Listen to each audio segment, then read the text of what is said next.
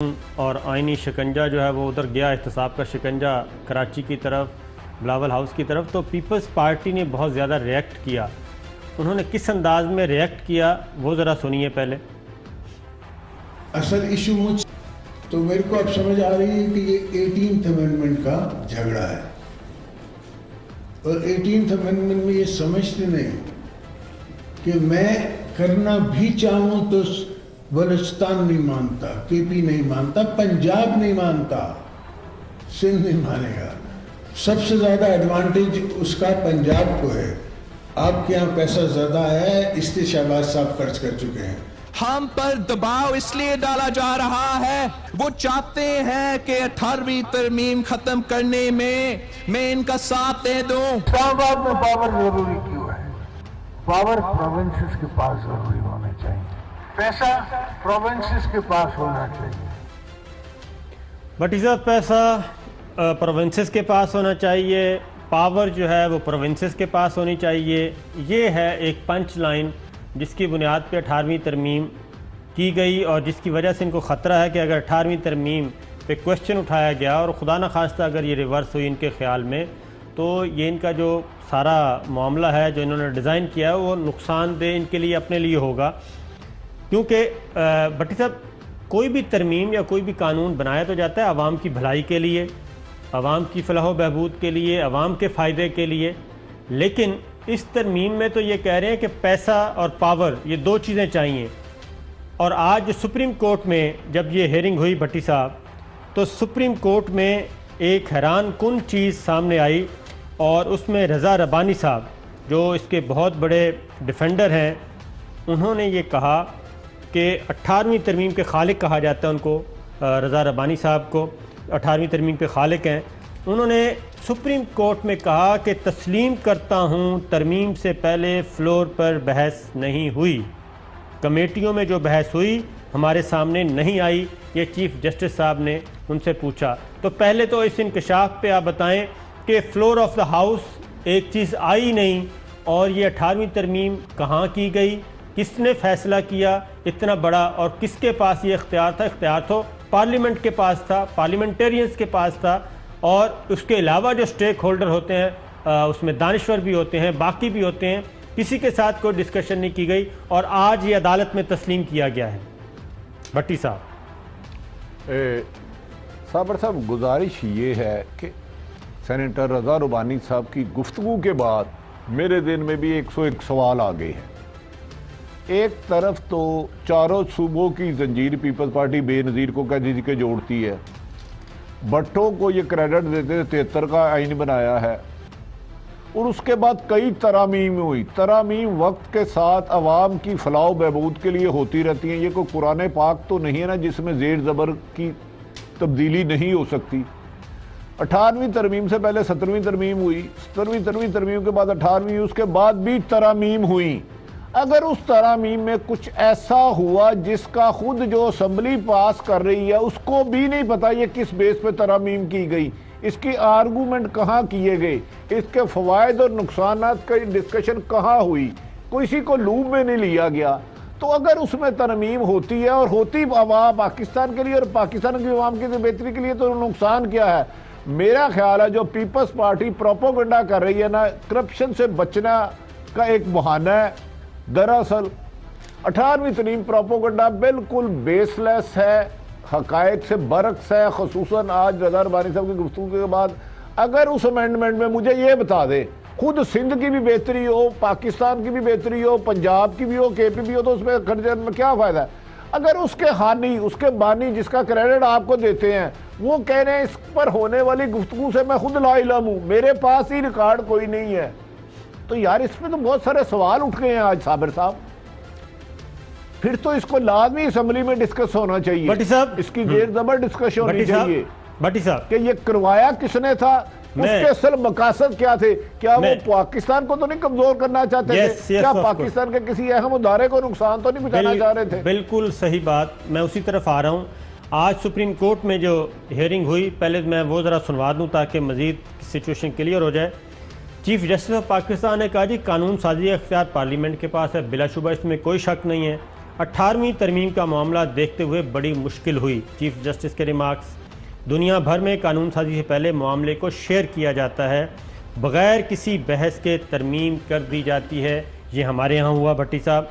कहीं पता नहीं चला तरमीम के लिए बहस कहाँ हुई, यानी कि कोई चीज़ रिकॉर्ड पे नहीं है कि 18वीं तरमीम, इतनी बड़ी तरमीम की गई, बुनियादी ढांचा आइन का तब्दील करने की कोशिश की गई, बल्कि तब्दील किया गया, उस पे बहस कहाँ हुई, कोई रिकॉर्ड नहीं है। फारूक एच नाइक साहब, आप तो सारे अमल का हिस्सा रहे। चीफ जस्टिस साहब ने फारूक एच नाइक से मुखातिब हुए। स्विट्ज़रलैंड में तरमीम से पहले 1 साल इश्तिहार दिया जाता है। भट्टी साहब, चीफ जस्टिस पाकिस्तान ने यह कहा कि अगर स्विट्ज़रलैंड में कोई तरमीम करनी हो आइन में तो 1 साल पहले इश्तिहार दिया जाता है, ताकि तमाम स्टेक होल्डर्स, तमाम दानिश्वर, तमाम अपना अपना इनपुट दे सकें। लेकिन पाकिस्तान में 18वीं तरमीम से पहले ऐसा कोई प्रोसेस नहीं किया गया। वफाकी हुकूमत से असासे सूबे को मुंतकिल किस कानून के तहत हुए? तरमीम में कहा गया सूबाई मामलात पर वफाक कानून साजी नहीं कर सकता। वफाक अगर सूबे में सेहत और तालीम की सहूलत देती है तो क्या इतराज़ है? चीफ जस्टिस ऑफ पाकिस्तान के ये रिमार्क्स है, जिसका कोई जवाब नहीं दिया गया। 18वीं तरमीम पे खालिद, वो आपको बता चुका हूँ। कमेटियों में जो बहस हुई वो हमारे सामने नहीं है। ये भी चीफ जस्टिस ऑफ पाकिस्तान ने कहा कि कमेटियों में जो डिस्कशन होती है वो बता दी जाए, उसका भी कोई रिकॉर्ड नहीं। बहस से पता चलता है कानून साजी के पीछे मकसद क्या थे। कानून की तशरीह के लिए कानून साजों की नीयत का जायज़ा लेना होता है।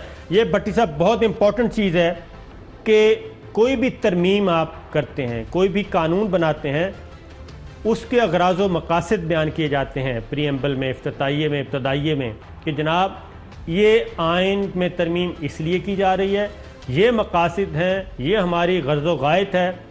और उसके बाद एक नीयत का पता चलता है, एक होता है बदनीयती पर मबनी है या नेक नीयती पर मबनी। मेलाफाइडी थोड़ी सी मेरी रहनुमाई फरमाएं। जी सर। साबर साहब मेरी रहनुमाई फरमाएं। ये 18वीं तरमीम में तीसरी दफा वजीर आजम और BA फेल के लिए भी मंजूर हुई थी ना? जी बिल्कुल, इसीलिए आगे पीछे था कोई? बिल्कुल ऐसा ही है। अब मुझे मेरे भाई आप थोड़ा सा नतीजे पे पहुंचे। कुछ सियासतदानों ने सौदेबाजी की कि मुझे तीसरी तरफ वजीर आजम बनना है, BA की शिक थी, कुछ ने ये किया मैं BA पास नहीं हूं, मुझे आना है। और अगर उस तरमीम का खालिक बानी उससे लाइलम है कि उसके अगराज़ो मकासद क्या थे, उसकी आवाम तक क्या फ़वाइद जाने थे, तो मुझे बताएं उस तहरीम को भी आज जाके सुप्रीम कोर्ट ने डिस्कस किया। इससे पहले आज तक असम्बली में ये डिस्कशन क्यों नहीं आई? क्या कानून साजी 1-2 ख़ानदानों के लिए असम्बली में होती है या आवाम के लिए होती है? क्यों आवाम को हम हर चीज़ में गुमराह रखते हैं? इसमें साजिश की बदबू आपको नजर आ जाएगी कि कौन से खानदान बड़े या कौन से चंद लोग अपने माली मफाद या अपने आप को इन फ्यूचर सेव करने के लिए मुल्क की होने वाली अहम 3 तरमीमों जो आइन है ना, कॉन्स्टिट्यूशन, इसीलिए मुश्किल बनाया जाता है कि हर कोई जेर जबर मिटा ना दे उसको। तो इसमें तो तमाम हकायक को छुपाया गया। मैं बज़ाहिर ऐसा लगता है तीसरी तरह वज़ीर आज़म बनने के लिए और BA फेल के लिए ये सारी गेम खेल नहीं। भट्टी साहब, सिर्फ तीसरी बार वज़ीर आज़म ये तो हुआ एक सियासी सौदेबाजी, तीसरी बार वज़ीर आज़म। अगली बात सुने, वो बहुत ही होश उड़ाने वाली है। तरमीम में पार्लियामेंट की नीयत और दानिश का पता नहीं चल रहा। ये अदालत के ऑब्जर्वेशन है, ये सुप्रीम कोर्ट की ऑब्जर्वेशन है। भट्टी साहब ज़रा गौर से सुनिए कि तरमीम में पार्लियामेंट की नीयत और दानिश का पता नहीं चल रहा। अदालत ये मसला हल करने के लिए पार्लियामेंट को कह दे। रज़ा रब्बानी साहब फिर दोबारा कह रहे हैं कि जी अगर ये मसला है तो दोबारा पार्लियामेंट को भेज दें। यानी वो कहते हैं, ये इसको एक साइड पे रखते हैं, पार्लियामेंट वाले ये ना कहें कि वो हमारे लिए मिसाल दे रहे हैं।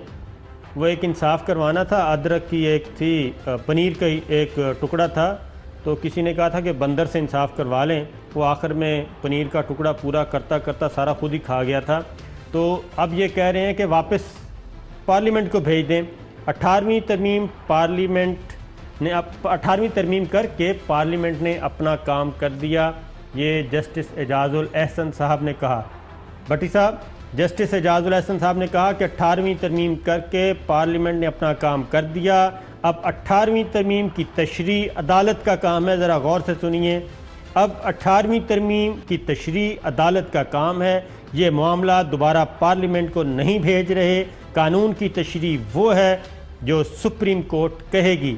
एक बार फिर मैं, ये बहुत इंपॉर्टेंट है भट्टी साहब 18वीं तरमीम के पस मंज़र में, कि अब 18वीं तरमीम की तशरीह अदालत का काम है। ये मामला दोबारा पार्लियामेंट को नहीं भेज रहे, कानून की तशरीह वो है जो सुप्रीम कोर्ट कहेगी। जस्टिस एजाजुल एहसन साहब ने यह आज ऑब्जर्वेशन दी है। भट्टी साहब, अच्छा, मेरी अर्ज ये है, आप बार बार कह रहे गौर से सुनो। मैं लंदन बैठा हूं कि बगैर माइक के आपकी आवाज़ मेरे तक नहीं आएगी। मैं गौर से सुनता हूं और आपको वैसे भी बहुत ज़्यादा सुनता हूं। अच्छा, गुजारिश ये है कि उन्होंने, मेरी नज़र में तो ये बात खासी वादिया हो गई, कानून साजी की गई। कानून साजी करने वालों के पास भी इसके मकासद नहीं है, क्यों की जा रही है, इसके फ़वाइद क्या होंगे, क्या नुकसान होंगे, ये आज तो बिल्कुल चीज़ें क्लियर हो गई।